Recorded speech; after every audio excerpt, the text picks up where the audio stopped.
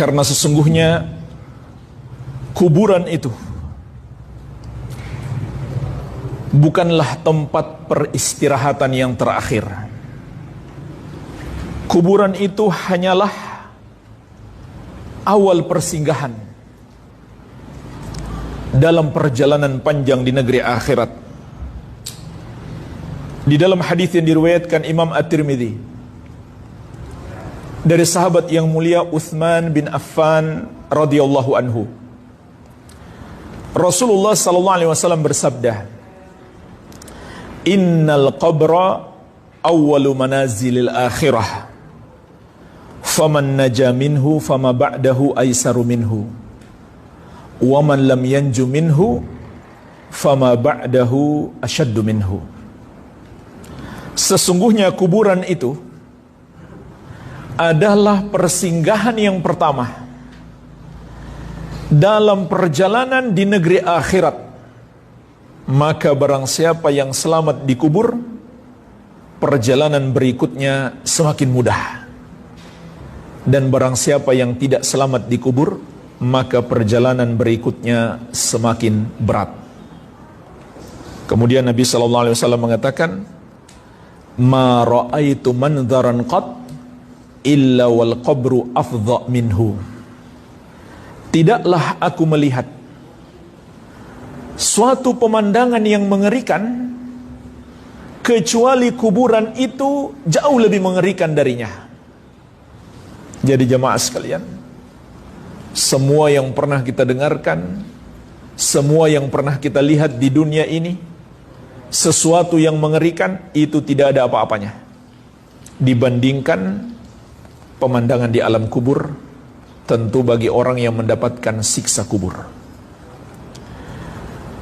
Oleh karena itu jamaah sekalian, di dalam hadis ini juga ada peringatan terkait ucapan yang menyelisih akidah. Mereka mengatakan ketika ada orang wafat, dia telah kembali ke tempat peristirahatannya yang terakhir. Ini ucapan menyelisih akidah. Karena Nabi SAW mengatakan di dalam hadis ini bahwa kuburan itu hanyalah tempat persinggahan yang pertama, bukan peristirahatan yang terakhir. Jadi ini kesalahan yang pertama, seakan-akan kuburan itu akhir dari segalanya. Kesalahan yang kedua, siapa yang bisa memastikan mayit itu sedang beristirahat? Justru malah yang terjadi bisa saja sebaliknya. Di alam kubur hidupnya lebih menderita. Jadi rugi sekali seseorang itu. Di dunia sudah hidup susah, di kubur bukannya senang, nyaman hidupnya, tapi malah lebih sengsara. Ini juga perkara gaib.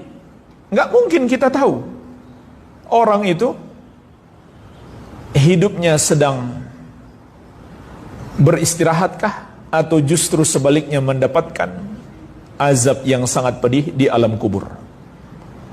Nah, kesalahannya lebih parah lagi kalau orang itu orang kafir,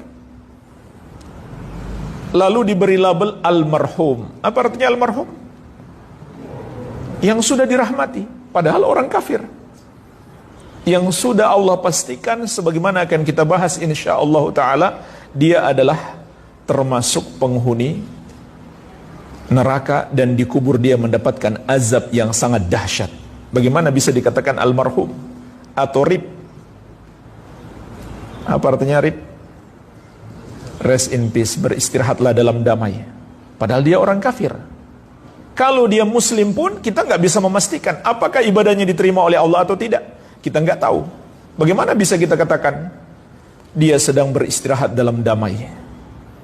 Kemudian kesalahan yang keempat pada ucapan ini juga termasuk tasyabbuh, menyerupai orang-orang kafir.